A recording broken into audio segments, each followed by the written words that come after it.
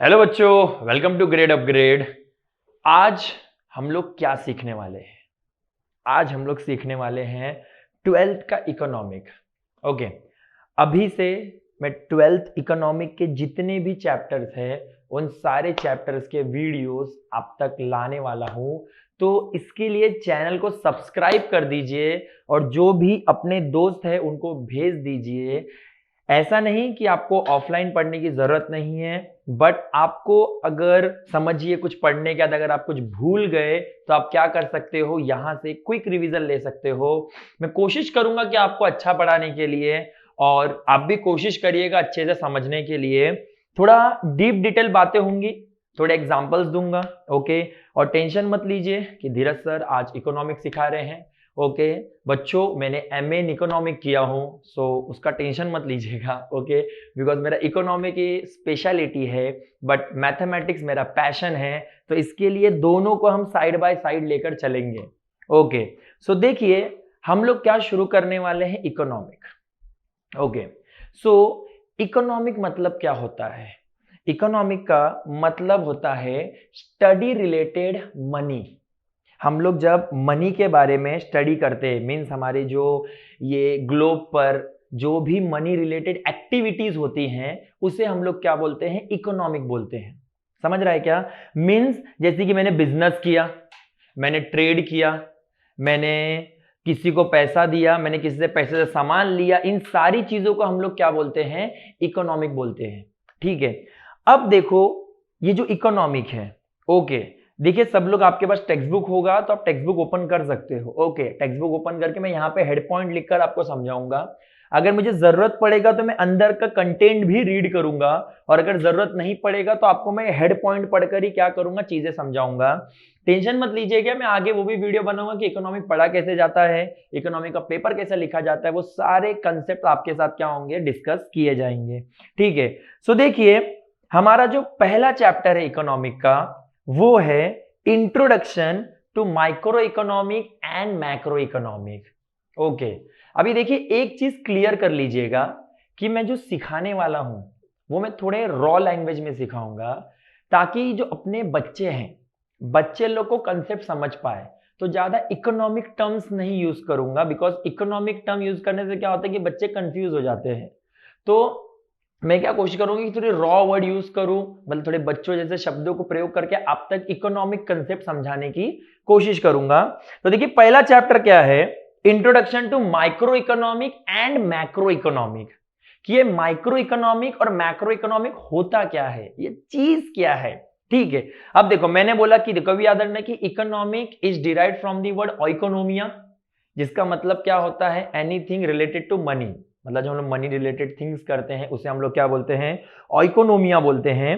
तो इसमें देखिए जो इकोनॉमिक है, वो जो हमारा इकोनॉमिक होता है ना, इकोनॉमिक दो कैटेगरी में बंटता है, एक होता है माइक्रो, एक होता है मैक्रो। ठीक है, एक क्या होता है माइक्रो, एक होता है मैक्रो। माइक्रो मतलब क्या, हम जो ये छोटी छोटी चीजों के बारे में पढ़ाई करते हैं ना देश के अंदर, ये छोटी छोटी चीजों के बारे में, उसे हम लोग क्या बोलते हैं, माइक्रो। जैसे कि डिमांड हो गया, सप्लाई हो गया, यूटिलिटी हो गया, ये मेरे लिए क्या हो जाएगा, माइक्रो हो जाएगा।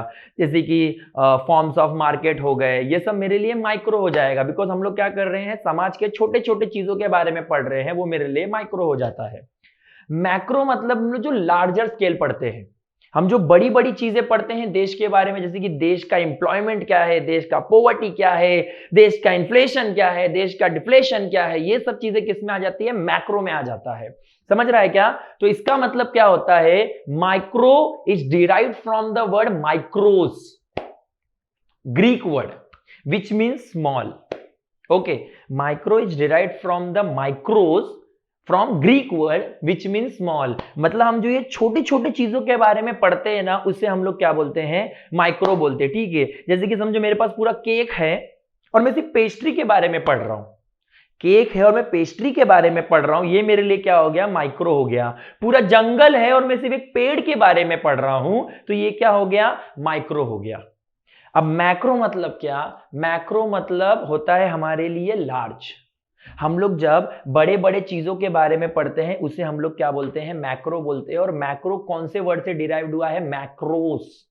ठीक है। और ये जो लाइन है वो हमेशा लाइफ टाइम याद रखना, पेपर में एमसीक्यू किसी भी चीज के लिए आ सकता है। मैं सब बीच बीच में आपको बताता भी रहूंगा कि कौन सा लाइन इंपॉर्टेंट है, कौन सा पॉइंट इंपॉर्टेंट है। और इंपॉर्टेंट कुछ नहीं होता, बट कैसा होता है कि जिसकी आशंका ज्यादा होती है आने के लिए उसे इंपॉर्टेंट बोल देते हैं, ठीक है। तो देखिए, तो ये जो मैक्रोज है, मैक्रो कौन से वर्ड से डिराइव्ड हुआ है? मैक्रोस, इसका मतलब लार्ज, मतलब मैं पूरे जंगल की एक साथ पढ़ाई कर रहा हूं, मैं पूरे केक की एक साथ पढ़ाई कर रहा हूं। अब बच्चे बोलेंगे सर केक की पढ़ाई क्यों कर रहे हो? बेटा जोक मत मारो, ठीक है, समझ रहे हैं क्या? हम केक की पढ़ाई कर रहे हो मतलब मेटाफोरिकली बोल रहा हूं। अगर मेरे पास पूरा केक रखा है, मैं पूरे केक की स्टडी एक साथ कर रहा हूं, तो मैं उसको मैक्रो बोलूंगा। और मैं केक में एक एक पेस्ट्री की स्टडी कर रहा हूं, तो उसे मैं क्या बोल दूंगा? माइक्रो बोल दूंगा। तो micro means small, macro means large, ठीक है। तो समझा हम लोग माइक्रो इकोनॉमिक में क्या पढ़ने वाले हैं, मैक्रो इकोनॉमिक में क्या पढ़ने वाले हैं। ओके, अब देखिए हम लोग सबसे पहले क्या शुरू करेंगे? माइक्रो इकोनॉमिक शुरू करेंगे। आपका टेक्स्ट बुक में जैसा फ्लो गया है उसी फ्लो को मैं फॉलो करूंगा। यहां पे मैं आपके सामने हेड पॉइंट्स लिखूंगा और उसे मैं क्या करूंगा? डिस्कस करूंगा, ठीक है। अगर मुझे कुछ रीड करना रहेगा, आप टेक्स्ट बुक ओपन करके रखिए, मैं यहां से आईपैड से रीड करूंगा और हम क्या करेंगे? इसको चीजों को समझेंगे, ठीक है। सबसे पहला देखो इन लोग ने क्या बोला है, micro means a small part of a thing, मतलब बड़े से चीज का एक छोटे से हिस्से को हम लोग क्या बोल देते हैं? माइक्रो बोल देते हैं। और माइक्रो इकोनॉमी किसके साथ डील करता है? पूरे नेशन के इकोनॉमी के छोटे से हिस्से से। जो हमारे पास पूरा नेशन है ना, वो पूरे नेशन के छोटे से पार्ट से क्या डील होता है? माइक्रो डील होता है। और माइक्रो किसके साथ डील करता है? Individual consumer, individual producer, individual customer, okay, individual firm, मतलब एक एक लोग के साथ क्या करता है? माइक्रो इकोनॉमी डील करता है।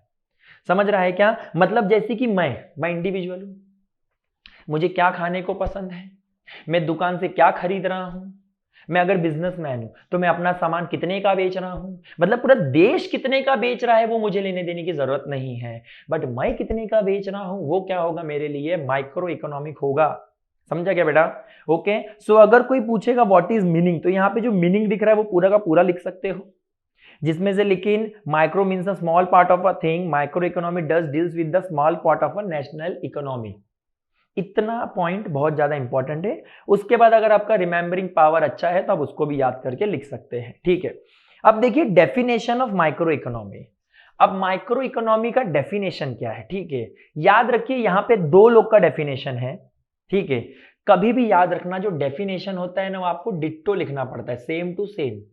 सबसे पहले तो डेफिनेशन लिखने के लिए जिस भी इकोनॉमिस्ट ने बोला उसका नाम आपको पता होना चाहिए, और उसके बाद उसने जो बोला है वही लिखना पड़ेगा। जैसे कि अगर सलमान खान का डायलॉग है कि एक बार जो मैंने कमिटमेंट कर दी तो मैं किसी की नहीं सुनता, तो आप जब सलमान खान का एक्टिंग करते हो, आप जब बोलते हो कि सलमान खान ने डायलॉग बोला, तभी पूरा डायलॉग बोलते हो ना। वैसे अगर आप जब डेफिनेशन लिख रहे हो तो जिस भी व्यक्ति ने जो भी बोला है, ditto, is, M R E T, जो भी बोला है वो सेम टू सेम आपको लिखना पड़ता है। समझ रहा है क्या? तो देखिए यहां पे मॉरिस डॉब ने क्या बोला है माइक्रो इकोनॉमिक में, सिर्फ एक का ही डेफिनेशन एक्सप्लेन करूंगा बिकॉज उसी का आपको याद भी करना है। अब बोला है यहां पे मॉरिस डॉब ने क्या बोला है, micro economic is in fact a microscopic study of the economy. मतलब माइक्रो इकोनॉमी क्या होता है? एक माइक्रोस्कोपिक स्टडी ऑफ इकोनॉमी होता है। माइक्रोस्कोपिक स्टडी मतलब क्या? माइक्रोस्कोप क्या होता है? सॉरी, मेरे को लगता है कि मैं गलत ऑडियंस को ये पूछ रहा हूं, ठीक है, बिकॉज हम लोग कॉमर्स वाले हैं, हम लोग क्यों माइक्रोस्कोप यूज करेंगे? बट एज अ किड हम सब ने 9th-10th में जो हमने सबने बेसिक साइंस पढ़ा है उसमें हमने क्या किया है? डिस्कस किया है कि माइक्रोस्कोप क्या होता है? पार्टिकल्स को जो सिंगल सेल होते हैं, सिंगल सेल के बारे में स्टडी करता है, सही कि नहीं? तो उसी तरीके से जो माइक्रो इकोनॉमिक है ना, जो हमारे पास सिंगल चीजें होती है ना, वो सिंगल एक individual consumer, individual supplier, individual firm, individual producer, सारे इंडिविजुअल मतलब एक एक के बारे में क्या करते हैं? स्टडी करता है।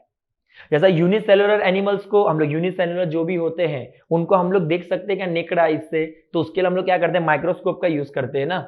ओके, उसी तरीके से जब हम लोग माइक्रो इकोनॉमिक का यूज करते हैं तो माइक्रो इकोनॉमिक से जो हमारे समाज के सिंगल लोग हैं, सिंगल मतलब वो बच्चों वो सिंगल नहीं, ठीक है, mean single consumer, single producer है, हम उनके बारे में क्या कर सकते हैं? स्टडी कर सकते हैं। ये किसने बोला है? मॉरिस डॉब ने कहा है। सिंपल, क्लियर हुआ सब लोग को? अब देखिए, अब माइक्रो इकोनॉमिक पढ़ने का एक स्कोप होना चाहिए ना। स्कोप मतलब क्या कि ये किया क्यों जाता है। Means what is the reason, scope मतलब ये कहां तक इसकी पहुंच है, माइक्रो इकोनॉमिक क्या क्या कर सकता है, उस बारे में डिस्कस करेंगे। ठीक है, अब देखिए माइक्रो इकोनॉमिक के स्कोप जो होते हैं उसमें 3 पॉइंट हैं, that is theory of product pricing, theory of factor pricing, theory of economic welfare. और theory of economic welfare 3 category में बंटता है, efficiency in production, efficiency in consumption and overall economic efficiency. ठीक है, अब चलिए एक एक चीज के बारे में समझेंगे, एक एक चीज के बारे में, टेंशन नहीं। ओके, देखो सबसे पहला बोला theory of product pricing. Theory of product pricing मतलब कोई भी प्रोडक्ट मार्केट में इतने में क्यों बिकेगा, कितने में बिकना चाहिए, उसे क्या बोलते हैं, थ्योरी ऑफ प्रोडक्ट प्राइसिंग। और डिटेल बात करेंगे हम लोग। ठीक है, सो थ्योरी ऑफ प्रोडक्ट प्राइसिंग मतलब क्या, किसी भी प्रोडक्ट के प्राइस को डिसाइड करने को बोला जाता है थ्योरी ऑफ प्रोडक्ट प्राइसिंग। अब जैसे कि देखिए अभी हम लोग 3rd 4th चैप्टर तो पढ़ेंगे डिमांड और सप्लाई, तो उसमें ये कंसेप्ट और अच्छे से समझेंगे। बट जैसे कि देखिए हमको पता है जैसे जैसे प्राइस बढ़ता है वैसे वैसे डिमांड कम होने लग जाता है। देखो इसको थोड़ा डिटेल में समझाता हूं आपको अच्छे से, कि एक होगा कंज्यूमर, एक होगा सप्लायर। ठीक है, अब एज अ कंज्यूमर मैं किसी भी प्रोडक्ट को कब खरीदूंगा, जब वो प्रोडक्ट मुझे सस्ते में मिलेगा। एज अ सप्लायर मैं किसी प्रोडक्ट को कब बेचूंगा, जब मुझे वो प्रोडक्ट महंगा बिकेगा। ठीक है, तो देखो मैं इसको एग्जांपल के थ्रू समझाता हूं। जैसे कि समझिए एज अ कंज्यूमर, अगर मैं कंज्यूमर रहूंगा, ठीक है, तो एज अ कंज्यूमर मैं क्या करूंगा, समझिए मेरा प्राइस जब 10 रुपए है तो मैं क्वांटिटी डिमांड किया समझो 100, जब प्राइस हो गया 20 रुपया, अब मैं क्वांटिटी डिमांड, प्राइस बढ़ गया ना तो मैं क्वांटिटी क्या कर दूंगा, कम कर दूंगा। ठीक है, इसको प्रॉपर डीप डिटेल अपन डिमांड में पढ़ेंगे, बट ये इसको मैं अच्छे से समझाने के लिए मैं भी चाहो 4 लाइन रीड करके आपको भगा सकता हूं, बट अच्छे से समझिए होता क्या है थ्योरी ऑफ प्रोडक्ट प्राइसिंग। ठीक है, जब प्राइस हो जाएगा 30 तो मैं क्वांटिटी कितना कर दूंगा 60, जब प्राइस हो जाएगा 40 क्वांटिटी कितना हो जाएगा 40, और जब प्राइस हो जाएगा 50 तो मेरा क्वांटिटी कितना हो जाएगा 20। ओके, अब ये क्या होता है, ये एक अजम्पशन होता है। ठीक है, ये क्या होता है, मेरे लिए एक अजम्पशन होता है कि हम अजम्पशन करते हैं कि समझो अगर प्राइस इतना रहेगा, मतलब सिंपल सा हमको रिलेशन क्या दिखाना है कि प्राइस बढ़ता है तो डिमांड, क्वांटिटी डिमांड कम होता है। बट एज अ सप्लायर मैं क्वांटिटी सबसे ज्यादा कब बेचने का सोचूंगा, जब प्राइस कितना होगा 50 होगा ना, और जैसे ही प्राइस कम होगा तो मैं क्वांटिटी भी कम बेचने का सोचूंगा, और प्राइस कम होगा तो और कम करूंगा, और कम होगा तो और कम करूंगा, और कम होगा तो और कम करूंगा। मींस यहां पे कंज्यूमर और सप्लायर का जो साइकोलॉजी है वो एकदम अपोजिट चलता है। कंज्यूमर क्या सोचता है कि भाई मेरे को सस्ता मिलेगा तो मैं खरीदेगा, सप्लायर बोलता है भाई तू महंगा खरीदेगा तो मैं बेचेगा। ठीक है, बट अब दोनों अगर इसी स्वैग में रहेंगे तो ना भाई कभी कंज्यूमर कुछ खरीद पाएगा ना सप्लायर कुछ बेच पाएगा। तो उनको किसी एक पर्टिकुलर पॉइंट पे तो आना पड़ेगा ना, किसी एक पर्टिकुलर पॉइंट पे तो आना पड़ेगा, और वो पर्टिकुलर पॉइंट कौन सा है यहां पर, समझ रहा है, ये पॉइंट क्या है अपने लिए, एक पर्टिकुलर पॉइंट है। ओके, क्यों ये पर्टिकुलर पॉइंट है, देखो ये ऐसा पॉइंट है जब प्राइस 30 रुपीज है और 30 रुपीज पे क्वांटिटी कंज्यूमर को जितनी चाहिए उतनी ही क्वांटिटी सप्लायर बेचने को भी क्या है, रेडी है। समझा, इसी को बोलते हैं थ्योरी ऑफ प्रोडक्ट प्राइसिंग, कि किसी प्रोडक्ट का प्राइस कैसे डिसाइड करेंगे वो होता है। ओके, अब ये तो एक फंडा हो गया, ऐसे और भी होते हैं। ठीक है, मतलब ये तो एक कंसेप्ट हो गया, इसको बोलते हैं हम लोग मार्केट इक्विलिब्रियम बोलते हैं। और भी होते हैं कि और भी फैक्टर से होता है, तो वो भी इसके अंदर ही आता है। ये तो मैंने एक जेन्युइन एग्जांपल देके समझाया। ओके, अब कुछ बच्चे बोलेंगे सर देखो आंसर को मैं थोड़ा डीप डिटेल समझाने वाला हूं, तो इसलिए वीडियोस बहुत बड़े होने वाले हैं। ठीक है, हो सकता है कि चैप्टर खत्म करने मेरे को 1-1 घंटा चले जाए, तो मैं हो सकता है कि एक चैप्टर को मैं पार्ट्स में आपको डालूंगा। ठीक है, क्योंकि मेरे को वो नहीं जमता यार कि टेक्स्ट बुक रीड करके बता दिया 4 लाइन और आप बोलोगे यार सर क्या मस्त इकोनॉमिक पढ़ाते हो, नहीं, थोड़ा बच्चे लोग थोड़ा डीप में घुसेंगे ना अपन। ओके, देखो theory of factor pricing, theory of factor pricing, देखो अपने को पता है कि फैक्टर ऑफ प्रोडक्शन होते हैं। फैक्टर ऑफ प्रोडक्शन क्या होता है, लैंड, लेबर, कैपिटल, और इन तीनों के परमात्मा दैट इज एंटरप्रेन्योर। बिकॉज अगर एंटरप्रेन्योर ही नहीं होगा तो ये 3 नहीं आएंगे ना, सिंपल।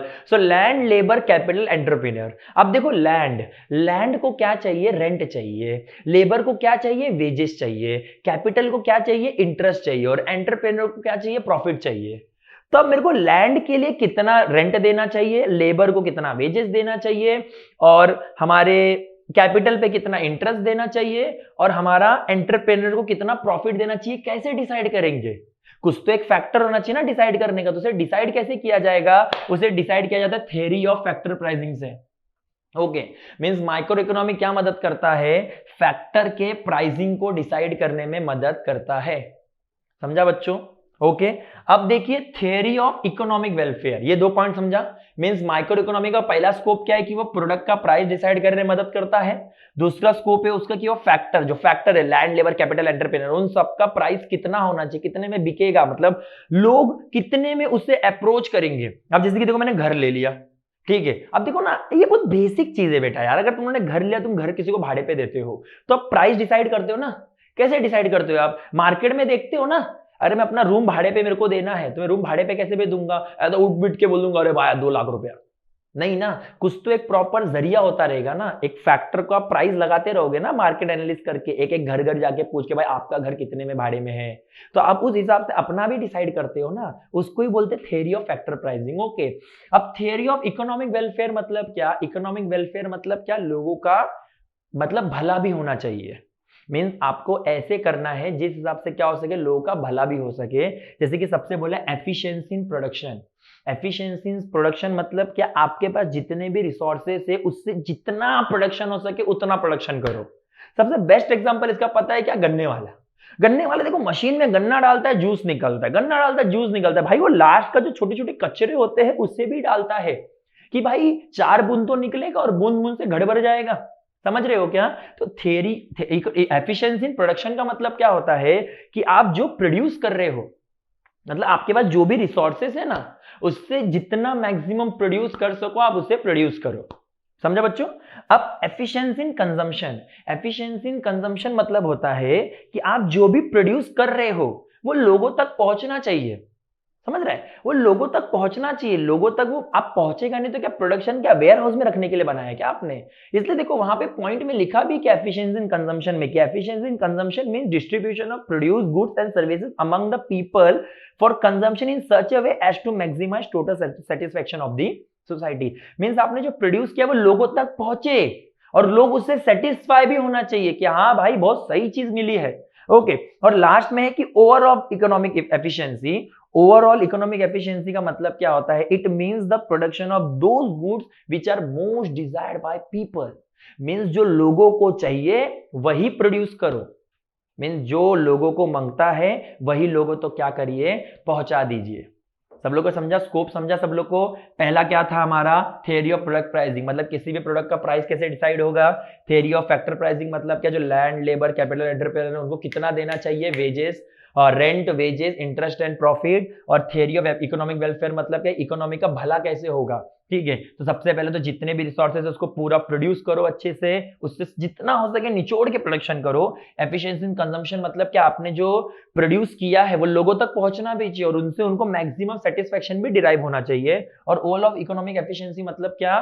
कि आपने ऐसी चीज को प्रोड्यूस करे जो लोगों तक क्या हो, पहुंचे और लोगों को जिस चीज की इच्छा हो, desire, they should desire for that, not demand ना। डिमांड में 3 पॉइंट आते हैं, वो मैं 3rd चैप्टर में डिस्कस करूंगा। They should desire whatever they desire, you should produce that. जैसे कि देखो ना, अब मूवीज होता है, अब मूवीज में लोग जो डिजायर कर रहे हैं वही बनाओ ना। आजकल लोग क्या चाहिए? मसाला मूवी चाहिए, इसके लिए जवान, पठान जैसे मूवीज बनते हैं। ओके, और जैसे कि अगर किसी को कंटेंट ओरिएंटेड मूवी चाहिए तो उसके लिए क्या बनाया जा रहा है? ओटीटी प्लेटफॉर्म पे बनाया जा रहा है। तो इसे क्या बोल जाता है? Overall economic efficiency. मींस लोगों को जो चाहिए वो उन तक क्या करिए, पहुंचाइए। समझ रहे? इसको बोलते हैं। नहीं तो आप बना रहे हो बैठ के वहां पे 2 और 2 प्यार बना रहे हो, किसी को देखना है नहीं, जबरदस्ती का। समझ रहा है क्या? तो चलिए फिर इसी के साथ स्कोप ऑफ माइक्रो इकोनॉमिक खत्म हुआ।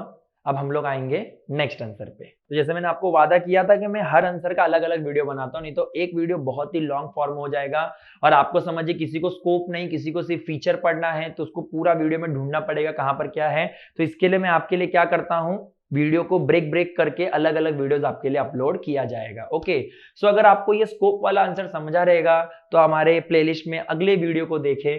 ओके, और अपने दोस्तों के साथ शेयर करें, उनको भी बेनिफिट हो सके ताकि उनको भी ये डीप डिटेल चीजें समझ पाए। ओके, और अगर आपको लगे कि नहीं सर आपने कुछ तो बताने में एरर किया है तो भाई डेमोक्रेसी कंट्री है, आप कमेंट करिए, मैं देखूं ना देखूं मेरी मर्जी, बट आप कमेंट जरूर कर सकते हैं और मुझे बता सकते हैं कि यहाँ पे क्या क्या एरर देखने को आपको मिला है। वैसे तो मिलेगा नहीं, but it's your freedom. Okay, so चलिए फिर मिलते हैं नेक्स्ट वीडियो में। Till then take care, bye bye. Like share और सब्सक्राइब करें। Thank you.